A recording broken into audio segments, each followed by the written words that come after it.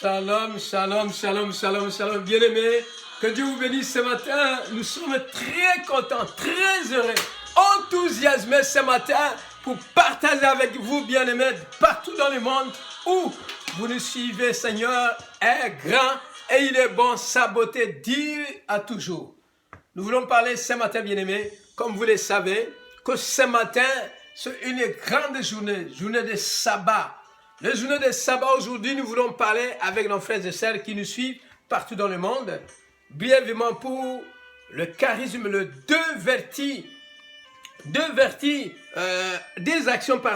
des actions surnaturelles. Le des actions surnaturelles que nous allons parler aujourd'hui, qui vient des charismes. C'est quoi le charisme? Le charisme, pour nous, c'est différent. Avec le monde, le charisme, c'est la grâce.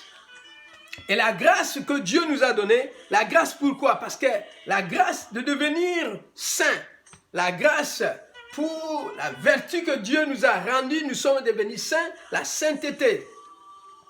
Et dans ces choses-là que Dieu nous a données, vraiment, nous avons charisme surnaturel qui est charisme ordinaire, le charisme extraordinaire. Mais aujourd'hui, nous allons parler de charisme ordinaire d'un chrétien.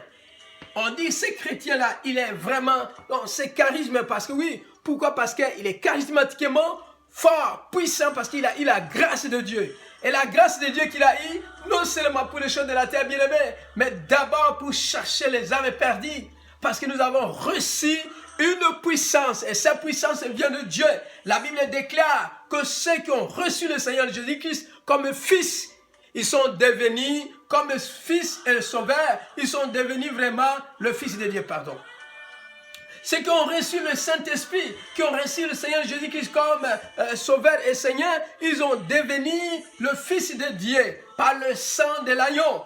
Et que ce sang de Christ qui est sur nous, nous a donné vraiment des charismes. Et ces charismes-là, parce que nous sommes devenus saints, nous sommes devenus vraiment justes. Et notre vie est changée. Et si notre vie est changée, la première chose pour nous, c'est quoi? De chercher les âmes perdues pour réconcilier avec le Père.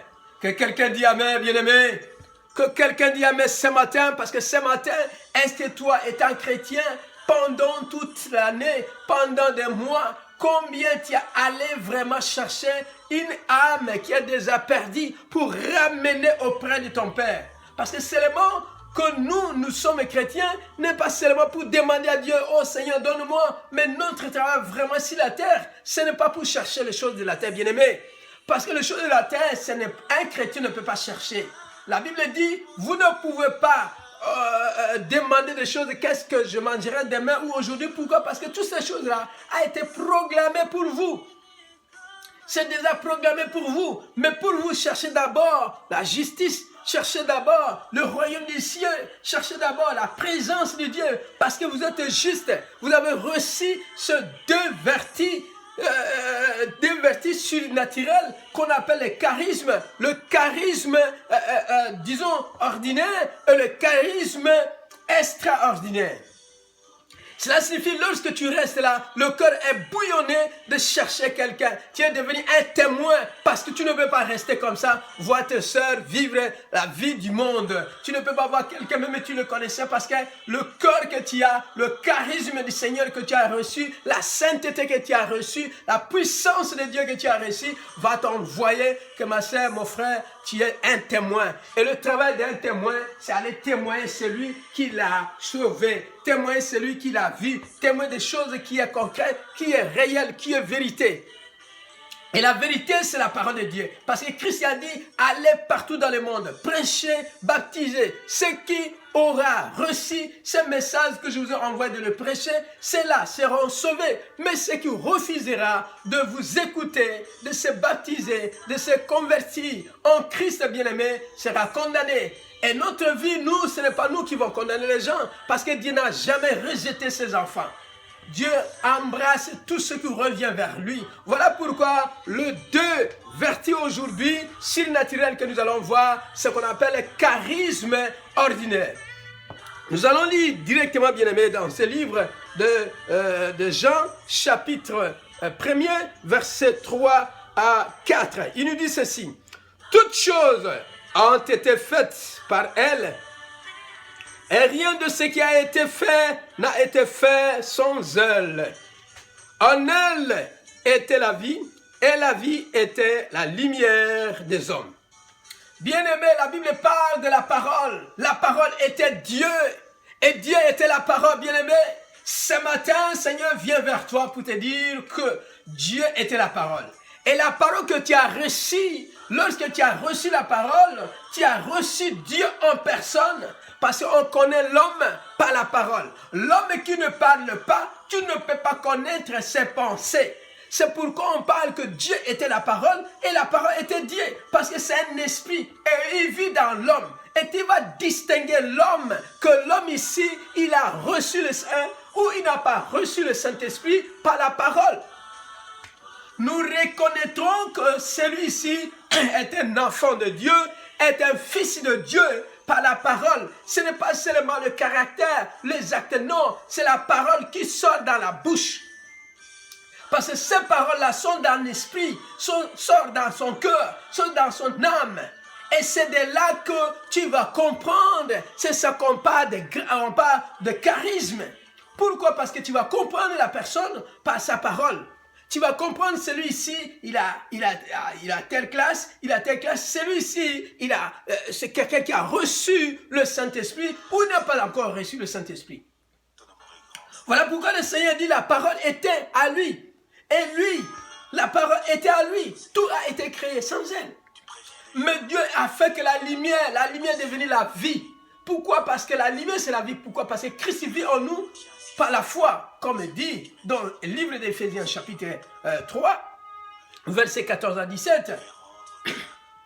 Christ vit dans nous par la foi. Pourquoi? Parce que si Christ n'est pas en toi, bien-aimé, le charisme que tu as, ça serait le charisme du monde. Mais étant chrétien, étant grain de l'esprit, étant grain de la vie, étant grain de la parole de Dieu, la parole qui vit en toi, bien-aimé, ce matin, Seigneur t'appelle qu'il faut revoir ta vie, revoir tes démarches, revoir tes pensées, revoir la façon de vivre, revoir comment tu vis au milieu des troupeaux de ce monde. Le Seigneur a besoin de vous, bien-aimés. Et comme le Seigneur a besoin de vous, voilà pourquoi ce matin, il a voulu que l'homme en personne, que Dieu l'a mis ici, dans cette ville, pour propager son nom, pour donner, bien-aimé, pour vous booster, pour vous réveiller. Parce que ce n'est pas aujourd'hui que vous connaissez la parole, vous les connaissez depuis longtemps. Mais des fois, bien-aimé, l'ombre de la terre, l'ombre du monde vous couvre la connaissance. Votre pensée est penchée sur les choses de la terre. Et l'œuvre de l'homme de Dieu est un prophète. C'est pour venir vers vous, pour vous toquer la porte encore avec de ces petites briefings ce matin. En tout cas, lorsque tu vas lire ou tu vas écouter, ça va te booster, ça va te donner la force de réveiller-toi et marcher encore devant. Et c'est pourquoi il parle de charisme. C'est vertu de charisme qu'on parle de grâce, parce que nous avons reçu la grâce en devenant le Fils de Dieu, en devenant celui qu'on appelle héritier, en devenant co-héritier avec Christ, en devenant le représentant de Dieu, en devenant petit Dieu, comme Jean parle, 1 Jean 4:4, nous dit que Dieu, nous sommes le petit Dieu sur la terre, bien-aimé. C'est ça le charisme. Est-ce que tu as un charisme spirituel, bien-aimé? Est-ce que tu es dans le charisme de sainteté? Est-ce que tu as le charisme du puissant de la parole de Dieu? Est-ce que tu as le charisme? Comment conserver ce charisme? C'est ça que nous allons voir, bien-aimé. Nous allons regarder directement ici comment conserver ce charisme, directement dans Ésaïe, chapitre 55, verset 6 à 7. Il nous dit ceci. Cherchez l'Éternel pendant qu'il se trouve, invoque-le tandis qu'il est prêt. Que le méchant abandonne ses voies et l'homme d'iniquité ses pensées, qu'il retourne à l'Éternel, qu'il aura pitié de lui. À notre Dieu qui ne se lasse pas de pardonner. Parce que notre Dieu ne peut pas se lâcher de pardonner.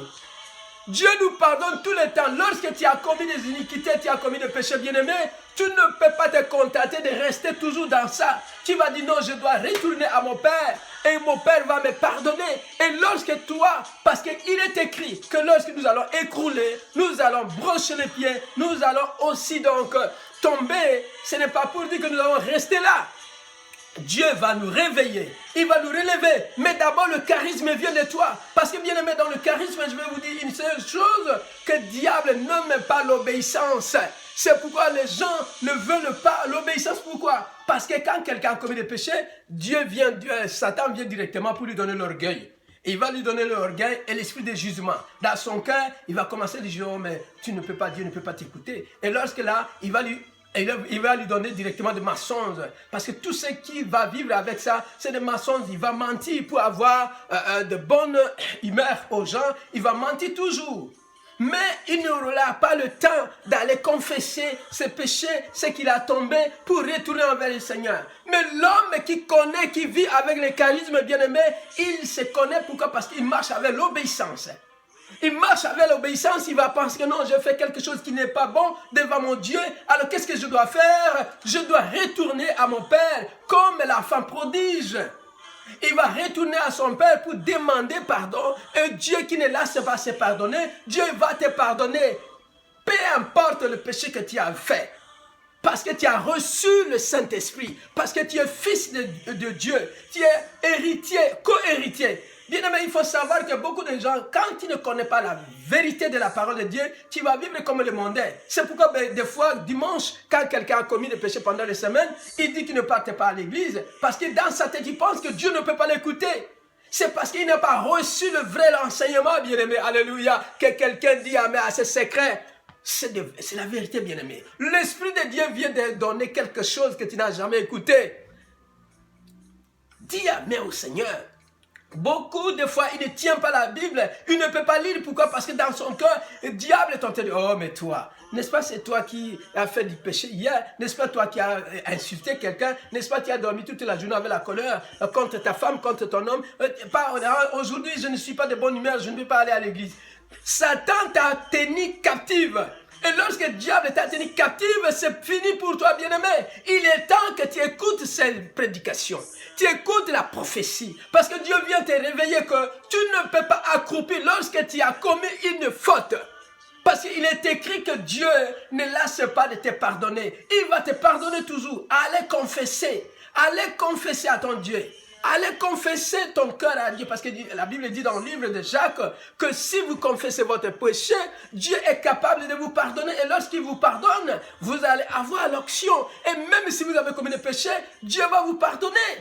Il va vous donner tout ce que vous en avez. Ne restez pas à la maison parce que tu ne pries pas, parce que tu as commis des péchés, parce que tu as fait quelque chose qui est mal, bien-aimé. Seigneur vous appelle ce matin parce qu'il veut que vous vivez dans ces grâces, ce qu'on appelle le charisme.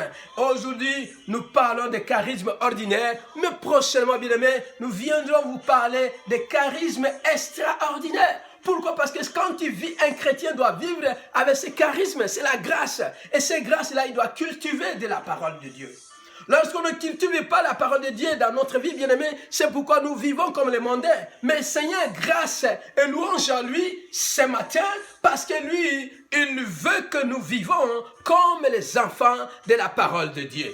Car la parole de Dieu nous ramène à mieux comprendre comment nous avons marché sur la terre. Nous ne vivons pas comme les mondains, bien-aimés.